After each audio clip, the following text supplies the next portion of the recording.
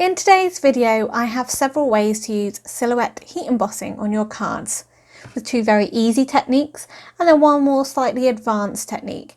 You'll find one that suits your style. Silhouette heat embossing allows your heat embossing to take centre stage in your paper crafting and can complement any occasion. I'm Verity and welcome back to my channel. If you are new here, why not think about subscribing so you don't miss out on my next video. To start off, the first technique uses stencils to create the silhouette heat embossing.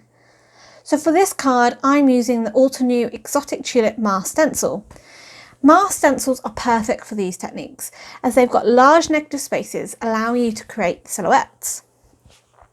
So I've taped the stencil down on top of some watercolour cardstock and covered over some of the other areas of the stencil, as I just want the large tulip flower head. Now, I'm using my Wow Clear Ultra Slow Dry Embossing ink, and I'm just pushing the pad down over the negative area to transfer the ink onto the card. I find it best to do this a couple of times just to ensure that you've covered the area quite well.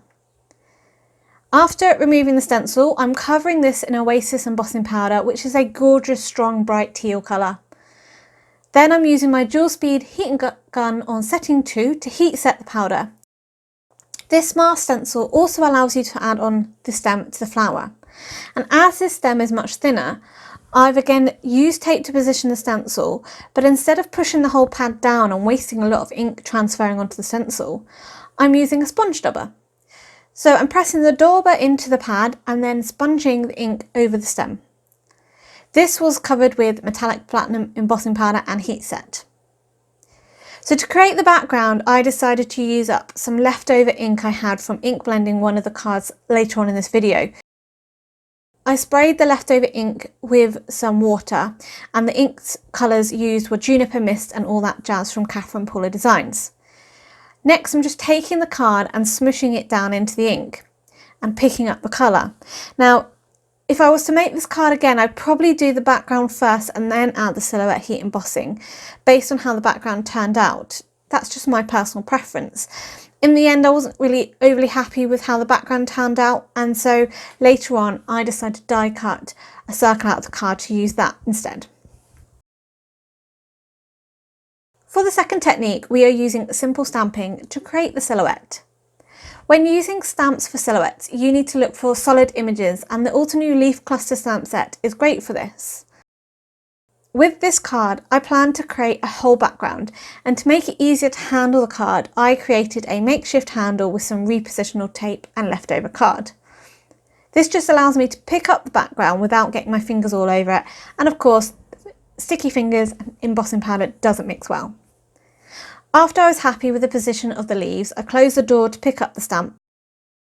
Silhouettes are often dark in colour, and if you haven't got many dark embossing powders, then you can use another trick to create something similar.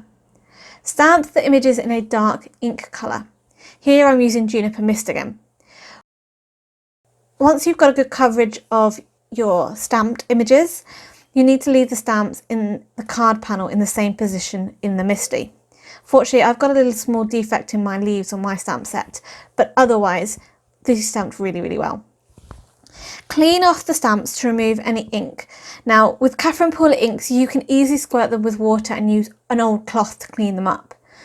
But next, you then need to ink the stamps up again with your ultra slow dry embossing ink from Wow.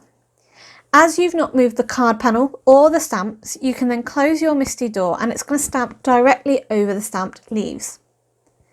So using your makeshift handle, you can easily now pick up the card panel and then cover this with embossing powder. So for this technique, we are covering this with clear gloss embossing powder, and you can get these in quite big tubs, which is brilliant. Once you've heat set it with your dual speed heat gun, you'll then have a lovely glossy finish, but the colour of the ink will shine through because it's a clear powder. So this is a way to get dark colours if you do not have any dark powders to hand. Of course though, you can use any colour of powder you truly love when it comes to silhouettes. To add more drama to the background, you can now apply ink around the edges with a blending tool, as the embossing will start to resist the ink.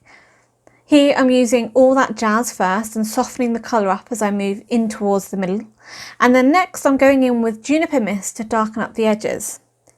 After I trimmed the panel down slightly, I decided to go and use some blackjack ink as well, just to darken the edges up ever slightly more, just to add a little bit more drama. For the last technique, we're using double stamping for the silhouette heat embossing. When you wish to do this technique, you need to look for stamps where the outline of the photopolymer mimics that of the actual stamped image. Some stamps will not have the same shape as the actual image of the stamp and therefore won't really work.